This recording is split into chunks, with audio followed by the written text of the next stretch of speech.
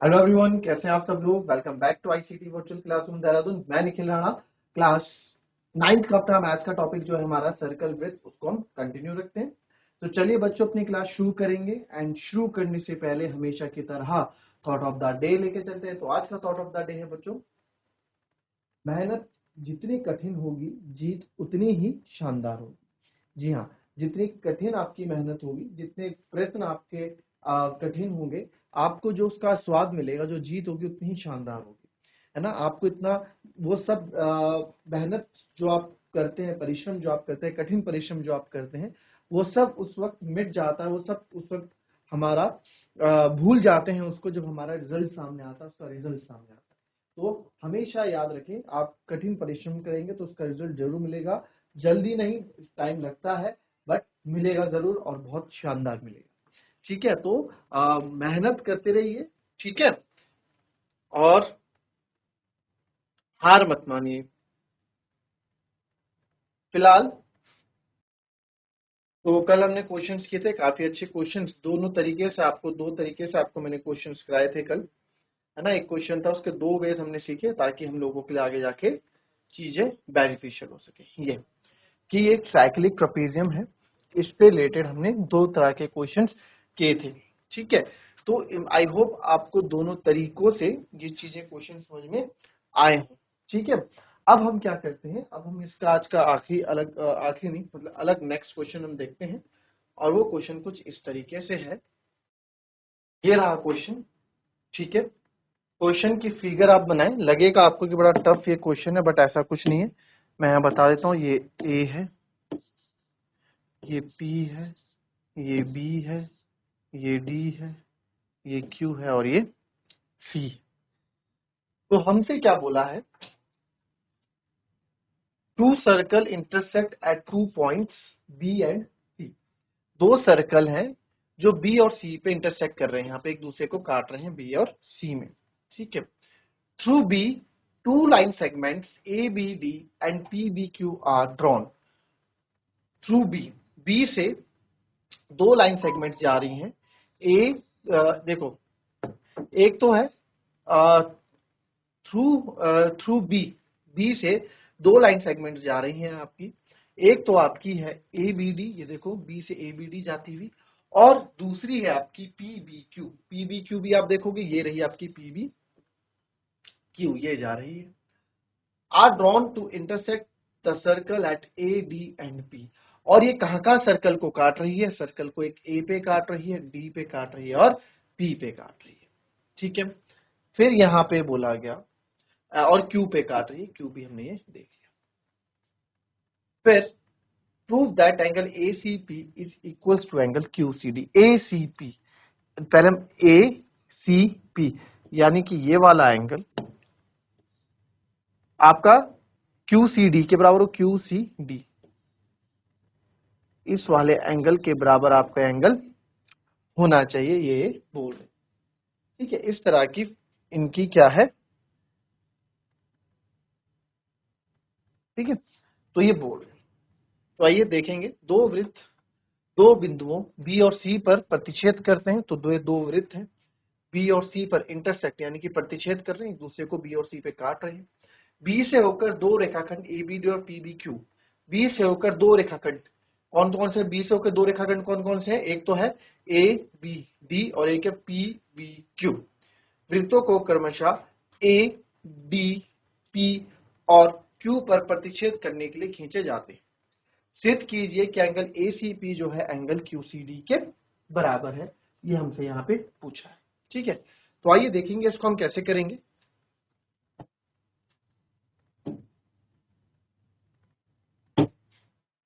तो इसमें ताकि हमें कोई दिक्कत ना हो, आप इसको 1 मान लो, और ये एंगल 2 मान लो, ये एंगल 3 मान लो, ये एंगल 4 मान लो। ठीक है। ये जो जो एंगल्स बन रहे थे हमने इसमें मान लिया।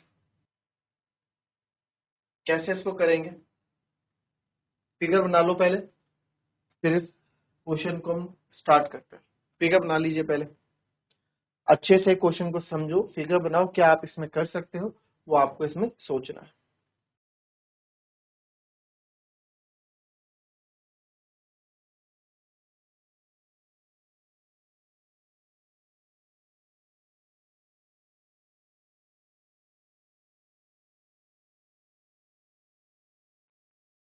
चलिए अब देखो इस क्वेश्चन को स्टार्ट करते हैं। अगर आप देख पाए यहां पे एक चीज देखो, ये P और A एक जीवा या आप इसको एक आर्क यानी कि चाप भी बोल दें, ठीक है। तो P और A से AP से एक एंगल बन रहा है आपका ये, और इसी PA से एक एंगल बन रहा है आपका ये, है ना। और मैं क्या बोल रहा हूं, इसको आप हटा, यानी कि इसी चाप से इस चाप से आपके दो कोण बन रहे हैं। तो हमने एक थ्योरम पढ़ी है कि एक ही चाप से अगर दो कोण बनते हैं, ठीक है, तो वो दोनों कोण हमारे बराबर होते हैं। कौन सी थ्योरम है, ये वाली परी में है जो हमने पढ़ी है। एक ही वृत्तखंड के कोण बराबर होते हैं, angle in the same segment of a circle are equal. अब ये देखो, ये भी आपका इसी सेगमेंट में है सी, और ये डी भी आपका ऊपर वाले सेगमेंट में, नीचे वाले में कुछ नहीं है, सब दीर्घ में ही है। तो ये थ्योरम हमने पढ़ी थी, पूरा इसको समझा था। तो एक ही सेगमेंट में एक ही वृत्तखंड में बनने वाले कोण क्या होते हैं, हमारे बराबर होते हैं। तो यहां भी हमने देखा कि एक ही वृत्तखंड में बन रहा है, कैसे कि ये सर्कल है, तो ये आर्क हो गई, इसको आप चाहे जीवा मान लो, ये आपकी चाप हो गई जीवा, तो ये हो गया आपका लघु खंड, और ये दीर्घ खंड, दोनों एक ही खंड में बन रहे हैं, है ना। तो कंफ्यूज मत होना, यहाँ पे ध्यान से देखो, ये एक ही, ये सब इसी सर्कल के अंदर हो रहा है, उस सर्कल में कोई जा ही नहीं रहा है, सब इस बड़े वाले सर्कल के अंदर ही सब ये सब हो रहा है, ठीक है। तो हम लिखेंगे कैसे, हम लिखेंगे सबसे पहले, हमने एंगल 1 एंगल 2 नाम इसलिए दिया क्योंकि ताकि बार बार एंगल्स का नाम लिखने में हमारा टाइम वेस्ट ना हो। तो एंगल 1 एंगल 2 एंगल 3 एंगल 4 नाम हमने दे दिया। तो आप इसमें सबसे पहले लिखेंगे कि सर एंगल 1 बराबर एंगल 2 है, ठीक है, angle in same segment are equal.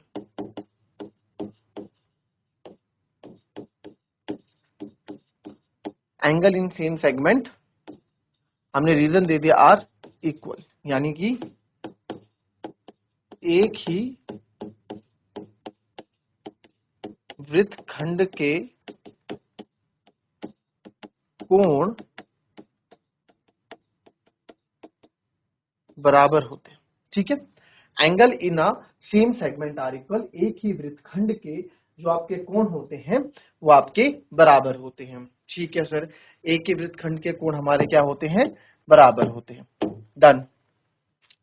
और ये वृत्तखंड कौन सा है, ये एपी आर्क से बन रहे हैं, ठीक है। तो therefore angle 1 equals to angle 2, इसको मैंने मान लिया समीकरण 1, ठीक है।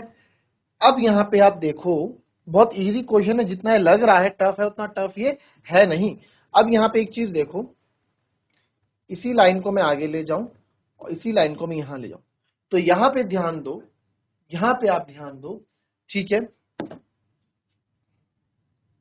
ये पूरा हमारा एंगल 1 है, ये पूरा हमारा एंगल 2 मान लो, और इसमें कौन सा एंगल मैं बोल रहा हूं, इसको हम एंगल 3 मानेंगे और इसको हम एंगल 4 मानेंगे, ठीक है।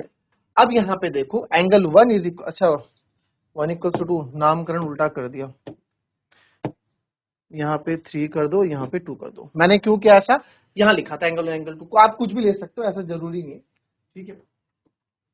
अब यहाँ पे हमने देखा एंगल 1 एंगल 2 एंगल 3 एंगल 4। तो अब यहाँ पे आप देखो कि जब ये दो लाइन, ये लाइन देखो और ये लाइन देखो, ये दो लाइन कट रही है आपस में, तो इसके अपोजिट एंगल इक्वल होंगे। हमने चैप्टर नंबर 6 में पढ़ा था वर्टिकली अपोजिट एंगल, पढ़ा था कि नहीं पढ़ा था, क्या बोलते हैं इसको, वर्टिकली अपोजिट एंगल को। वर्टिकली अपोजिट एंगल जो हमारे होते हैं, ठीक है बच्चों, वर्टिकली अपोजिट एंगल हमारे क्या होते हैं, इक्वल होते हैं। तो वर्टिकली अपोजिट एंगल यानी कि आप इसको शीर्षाभिमुख कोण भी बोलते हैं, क्या बोलते हैं, शीर्षाभिमुख कोण भी हम इनको बोलते हैं। तो वर्टिकली अपोजिट एंगल यानी कि शीर्षाभिमुख कोण, तो शीर्षाभिमुख कोण बराबर होते हैं, ये हमने चैप्टर नंबर 6 में पढ़ा है। तो यहां मैं बोल सकता हूं कि sir angle 2 is equals to angle 4, angle 2 is equals to angle 4, है ना। तो ये हमारी सेकंड इक्वेशन हो गई, ठीक है। ये हमारी क्या हो गई, सेकंड इक्वेशन हो गई। रीजन यहां पे देंगे वर्टिकली अपोजिट एंगल, यानी कि शीर्षाभूमिक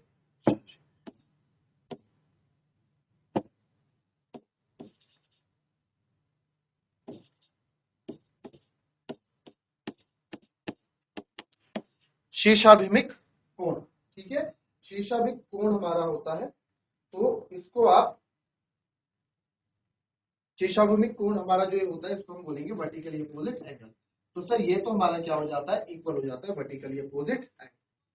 अब क्या करेंगे, अब बताइए, अब आप क्या कर सकते हैं, अब क्या लगता है कि आपको कि ये हमें कैसे करना है, क्या लगता है कैसे करेंगे?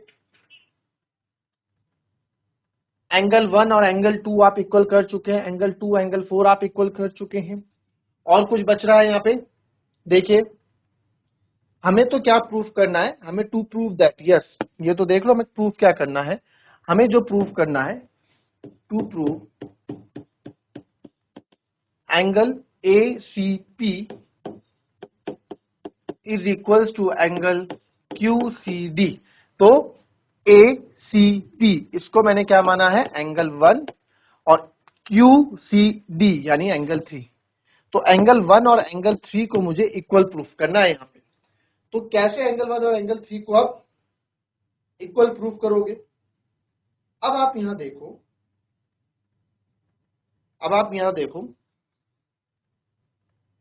थोड़ा इसको मिटा देते हैं ताकि आप लोग की चीजें समझने में इजी हो जाए। इसी DQ से, इसी DQ से एक एंगल हमारा ये बन रहा है, और इसी DQ से एक एंगल हमारा ये बन रहा है, ठीक है।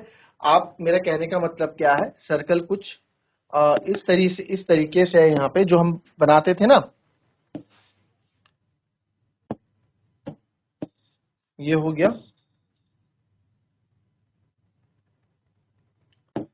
ये हमारा सर्कल हो गया, तो ये हमारा सेगमेंट हो गया, और यहीं से हम बोलते थे ये एंगल और ये एंगल और ये एंगल, तो ये दो एंगल आपस में बराबर होंगे, है ना। या फिर कोई से भी यहाँ पे सेगमेंट बननी, ये भी बराबर होगा, ये भी, तो एक ही सेगमेंट में बनने वाले कोण बराबर होंगे। बट हमेशा आपके पास इस तरह से बना हुआ सीधा सीधा बना हुआ नहीं आएगा, आपको थोड़ा बहुत फिगर में ढूंढना भी पड़ेगा। तो हमने यहाँ फिगर में देखा कि सर ये जो DQ चाप है या DQ जीवा है, कॉर्ड मान लो, चाहे इसको आप आर्क मान लो, चाहे इसको आप कॉर्ड मान लो, चाहे आप इसको चाप मान लो, चाहे आप इसको जीवा मान लो, ठीक है। अगर जीवा से देखोगे तो इसी जीवा से आपका ये कोण भी बन रहा है, और इसी जीवा से आपका ये कोण भी बन रहा है।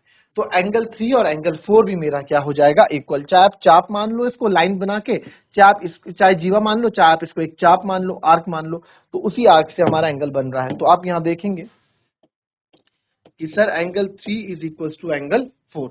आप इसको ऐसा करो, ये भी आप यहीं रख दो, एंगल इन सेम सेगमेंट, ठीक है, angle in same segment are equal, same, ताकि बार बार ना लिखना पड़े। अब यहां देखो, फ्रॉम फर्स्ट एंड सेकंड, अब एंगल 1 आपका एंगल 2 के बराबर है, एंगल 3 आपका एंगल 4 के बराबर है। तो मुझे तो 1 और 3 इक्वल करने हैं, और 2 और 4 आपस में क्या है, बराबर है। फॉर एग्जाम्पल 2 और 4 आपस में बराबर है, 2 मान लो अगर 50 डिग्री है तो 4 भी 50 डिग्री होगा। इसको आप थोड़ी देर भूल जाओ, ठीक है, इसको आप थोड़ी देर यहाँ पे, इसको आप थोड़ी देर यहाँ पे भूल जाओ। अगर ये 50 डिग्री है तो ये भी 50 डिग्री होगा, इट मीन्स एंगल 1 भी 50 डिग्री होगा, एंगल 3 भी 50 डिग्री होगा, है ना। तो दोनों भी आपस में क्या होंगे, इक्वल हो जाएंगे। तो बस इतना ही हमें इसमें करना है। फ्रॉम फर्स्ट एंड सेकेंड आप पहले और दूसरे में देखो, जब एंगल 2 एंगल 4 आपस में बराबर है, तो एंगल 1 और एंगल 3 भी आपस में क्या होंगे, बराबर होंगे। From 1 and 2 angle 1 is equal to angle 3, therefore angle क्या था, ACP, एंगल 1 था ACP, एंगल 3 था QCD, हैंस प्रूव्ड। हमने क्या कर दिया, प्रूव कर दिया। बहुत सिंपल ये क्वेश्चन है, दिखने में ये क्वेश्चन थोड़ा टफ सा जरूर लगता है, ठीक है, बट ये क्वेश्चन बहुत ही सिंपल है। जब भी आपके इस तरह का क्वेश्चन आएगा आप समझ जाना क्या आपको इसमें करना है। एक आर्क ये हो गया, एक एंगल आपका इस वाले आर्क से हो गया। इस आर्क से आप देखोगे, अगर इस आर्क से हम देखते हैं, इस आर्क से एक एंगल तो सर आपका ये बन रहा है और इसी आर्क से एक एंगल आपका ये बन रहा है। तो एंगल 1 और एंगल 2 भी हमारे इक्वल थे, वो हमने बता दिए। और उधर डी क्यू आर्क से एंगल 3 एंगल 4 बन रहा है, वो भी हमने दिखा दिया। और एंगल 2 एंगल 4 शीर्षाभिमुख कोण है, तो ये भी हमने यहाँ पे शीर्षाभिमुख कोण है, तो ये भी हमने यहाँ पे कर दिया। और 1 और 3 फिर हमने दोनों इक्वेशन से रिजल्ट क्या दिख रहा है कि एंगल 1 और एंगल 3 हमारे इक्वल है। अभी तक जो हमने पीछे क्वेश्चंस किए थे काफी अच्छे थे, वो एग्जाम में आने के चांसेस ज्यादा रहते हैं जो अभी तक हमने पिछली क्लासेस में क्वेश्चन किए। ये क्वेश्चन भी कभी कभार आ जाते हैं, बट बच्चों को कंफ्यूज कर जाते हैं ऐसे क्वेश्चन, लगता है कि टफ है बट बहुत इजी है। आपने प्रैक्टिस की होगी इस क्वेश्चन की, तो एग्जाम में देखते साथ आप इस क्वेश्चन को एकदम कर लेंगे। तो ऐसा नहीं है कि आपने आज ये क्वेश्चन समझ लिया तो आपको आ गया, कम से कम आपको हर आज शाम को जाओगे तो फिर से आपको क्वेश्चन रिवाइज करना पड़ेगा। ठीक है, तो कॉपी करें इस क्वेश्चन को, उसके बाद हम आते हैं अपने नेक्स्ट क्वेश्चन पे।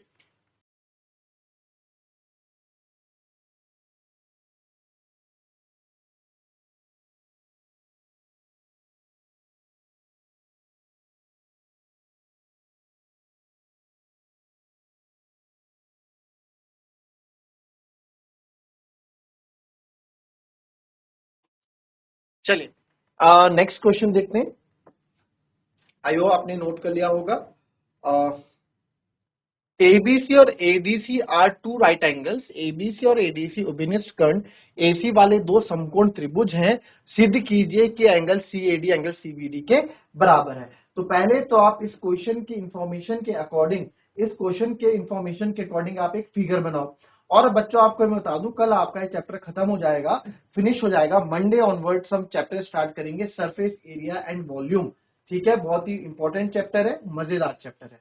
तो फिलहाल आप इस क्वेश्चन को लिखें और इस क्वेश्चन के अकॉर्डिंग जो फिगर आप बना सकते हैं उन फिगर्स को आप बनाइए। चलिए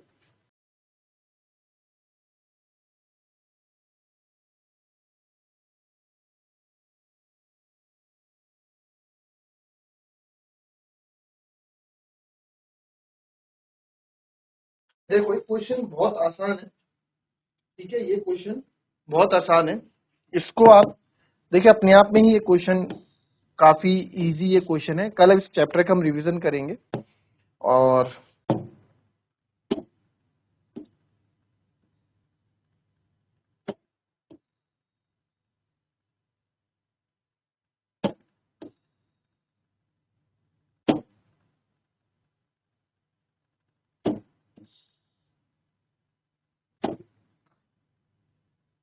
ये हमारे राइट एंगल, दो हमने ट्रायंगल बना दिए। ठीक है, दो हमने क्या कर दिए, ट्रायंगल बना दिए। ABC and ADC are two right angles. तो एबीसी नाम दे देते हैं उस हिसाब से। ठीक है, नाम यहाँ पे ए, यहाँ हो जाएगा सी, ये सेंटर हमारा हो गया ओ, ये हो गया हमारा बी और ये हो गया हमारा डी। तो पहले बोला ए बी सी, ए बी सी, तो यानी कि ए बी सी ये और ए डी सी ये हमारे क्या है, दो राइट एंगल्स हैं विद कॉमन हाइपोटेनस एसी, और दोनों की हाइपोटेनस यानी कर्ण रेखा एसी है। ये हमने पढ़ा भी था कि कर्ण रेखा कौन सी होती है, हाइपोटेनस कौन सी होती है। हमेशा जो 90 डिग्री के सामने जो रेखा होती है उसको हम हमेशा हाइपोटेनस बोलते हैं, यानी कि ये हमारी हाइपोटेनस लाइन हो गई। ठीक है, अब क्योंकि prove that angle C A D equals to angle C B D, जो सी ए डी है, जो एंगल सी ए डी है, ठीक है, सी ए डी कौन सा है, सी ए डी एंगल देखो, सी ए डी यानी कि ये वाला एंगल किसके बराबर बोल रहा है, C B D, C B D, यानी कि हमें यहाँ क्या करना पड़ेगा, एक लाइन ज्वाइन करनी पड़ेगी सी बी डी के लिए। लाइन हमने ज्वाइन की तो यहाँ पे हम बोलते हैं एंगल सी बी डी, यानी कि ये एंगल और ये एंगल आपको इक्वल प्रूफ करके दिखाने। तो कोई भी बड़ी बात नहीं है इसमें, बहुत सिंपल है ये क्वेश्चन। ठीक है, इसमें देखेंगे आप तो बिकॉज आप बोलो क्योंकि एंगल, अब यहां देखो एंगल ए बी सी, ठीक है, angle A B C is equals to angle A D C, क्योंकि एंगल ए बी सी और ए डी सी दोनों ही क्या है, बराबर हैं। और दोनों क्यों बराबर हैं, क्योंकि दोनों ही 90 डिग्री के हैं, दोनों ही हमारे 90 डिग्री के हैं। तो circle drawn by taking AC as diameter passes through point B and D, यानी कि आप इसमें देयरफॉर अगर ये 90 डिग्री के हैं तो देयरफॉर हमें पता है angle in a semi circle is 90 degree, यानी कि जो हमारा आधा वृत्त होता है, ठीक है, सेमी सर्कल होता है, उसमें जितने भी कोण बनते हैं 90 डिग्री के होते हैं। तो आप बोल सकते हैं बिकॉज सर्कल ड्रॉन, हमने एक सर्कल ड्रॉ किया, circle drawn by taking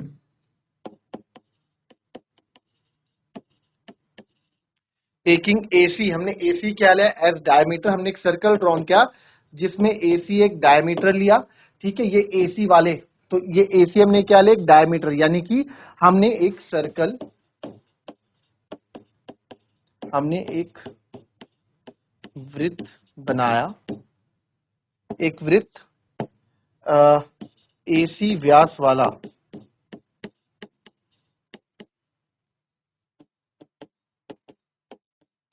AC व्यास, जिसका AC व्यास वाला बनाया, और जो पॉइंट B और D से होके जा रहा है, और जो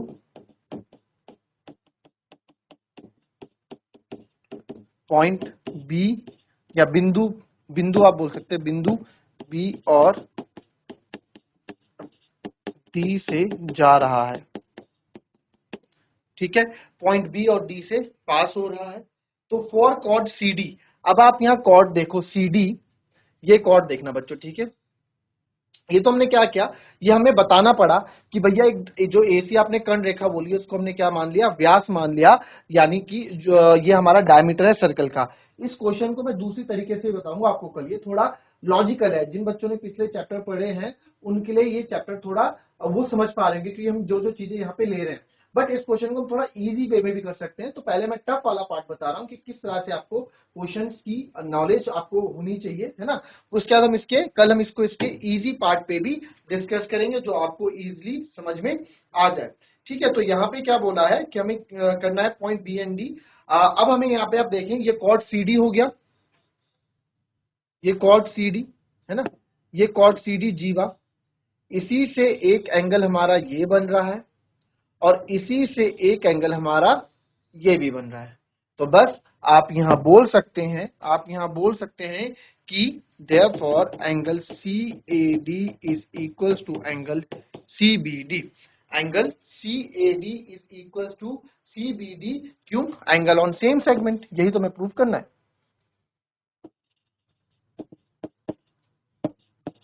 एंगल ऑन सेम सेगमेंट